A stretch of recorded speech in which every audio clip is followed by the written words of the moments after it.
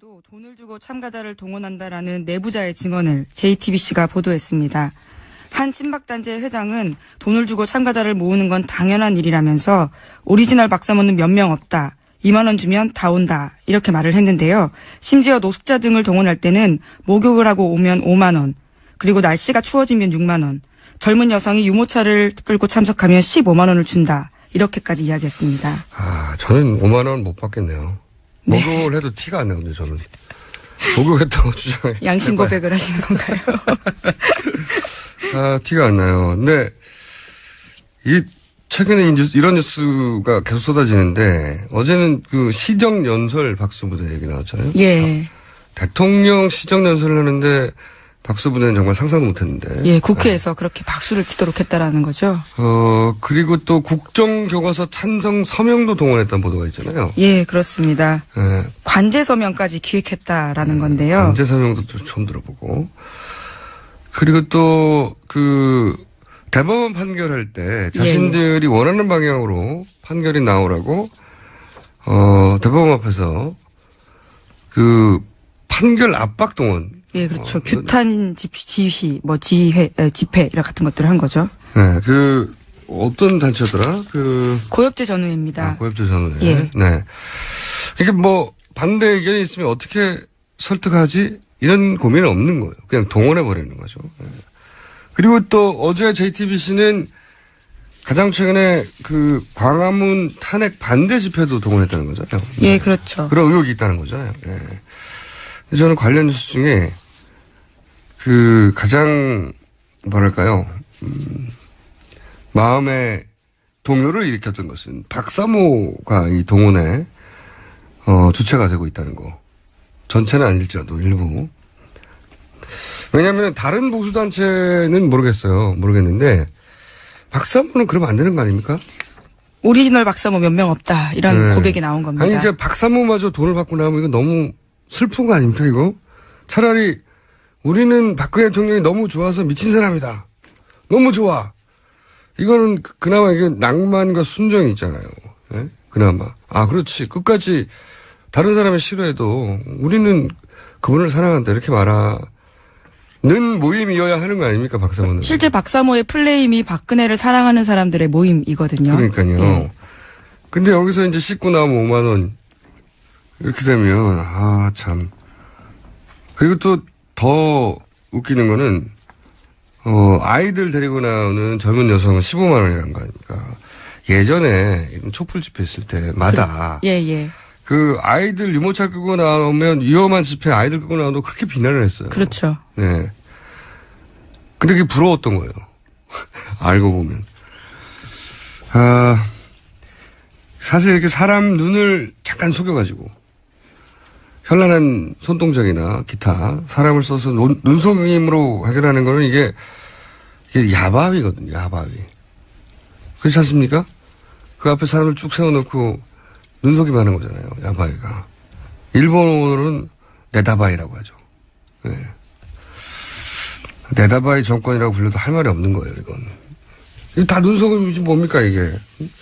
그 앞에 카메라에 사람 많게 찍히게 만들고, 그리고 이게 여론인 척하고, 그리고 서명 받는 척하고, 박수 받는 척하고, 다 척이고, 동원이고, 눈속임이잖아요.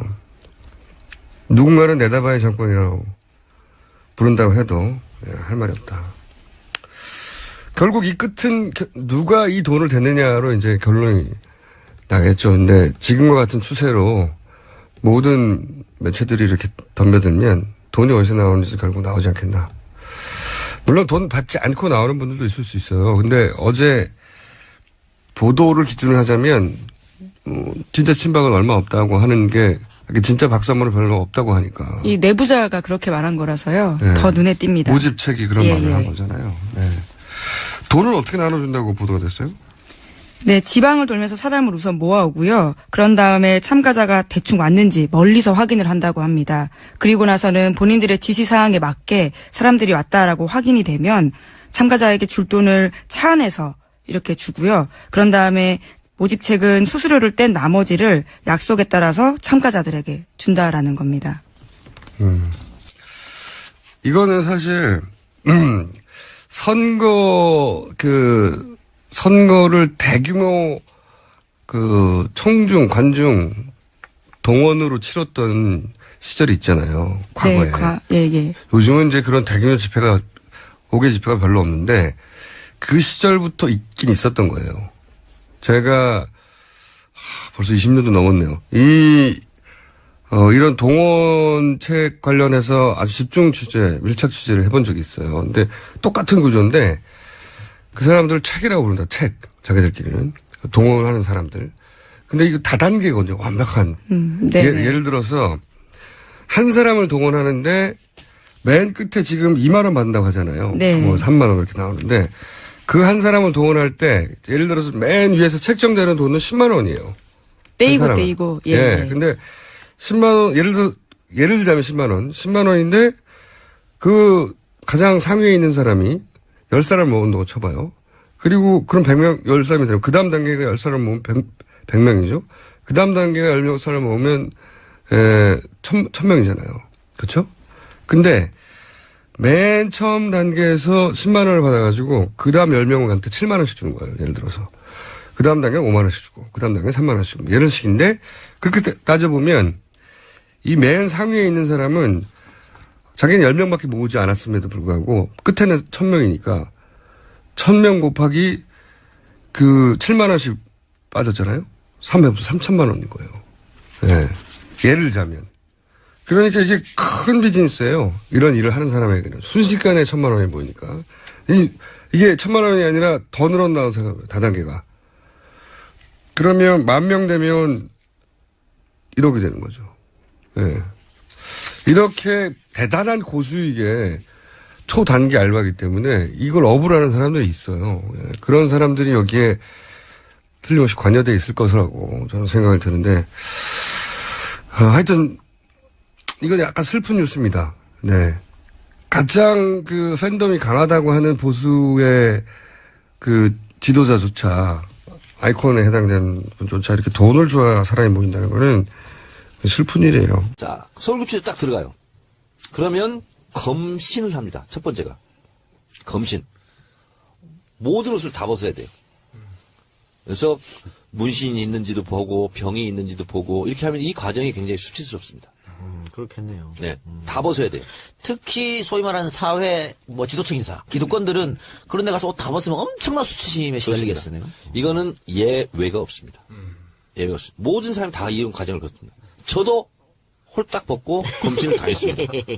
제 옆에 유명한 가수도 한 명 있었습니다. 처음에 할 때. 누군지 얘기하지 않겠습니다. 난 알지. 네. 그 과정을 거치면 이제 저 때는 수의를 입었어요.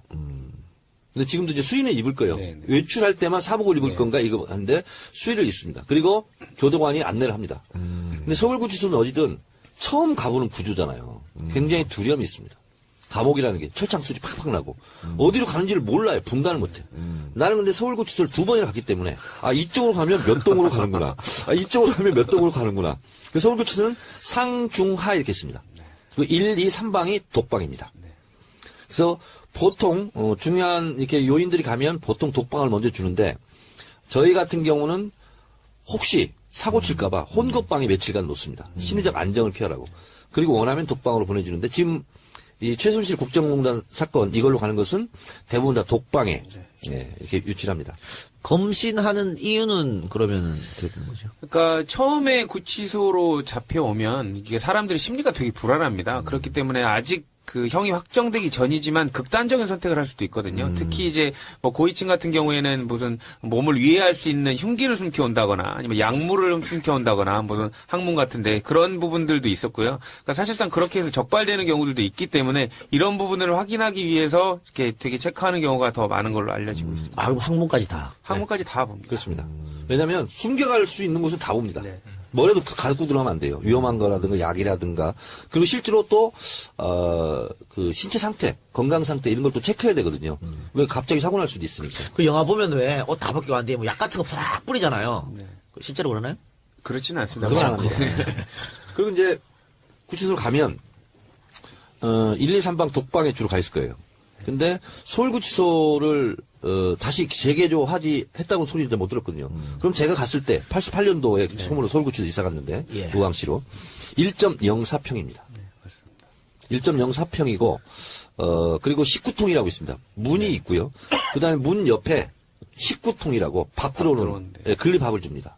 그런 걸 받아서 본인이 먹어야 되는 거예요. 그리고 출입문, 문 있죠? 뒤쪽에 화장실이 이렇게 있습니다. 화장실이 있는데, 혼겁방, 4방부터 이제 혼겁방이죠. 15방에 6방까지 있는데, 거기는 화장실이 아크릴로, 투명 아크릴로, 보이게. 안에서 보이게, 화장실, 일 보는 걸. 근데 독방은 그게 안 돼 있습니다. 그래서 그냥 앉아 있어야 돼요. 앉아 있으면, 교도관들이 다니면서 봅니다. 그러니까 거기는 따로 이렇게 화장실이 없어요. 그 한쪽으로 물 나오는 데 있고, 수돗물 있고, 그 다음에 무릎 정도 되는 미닫이 문만 있어요.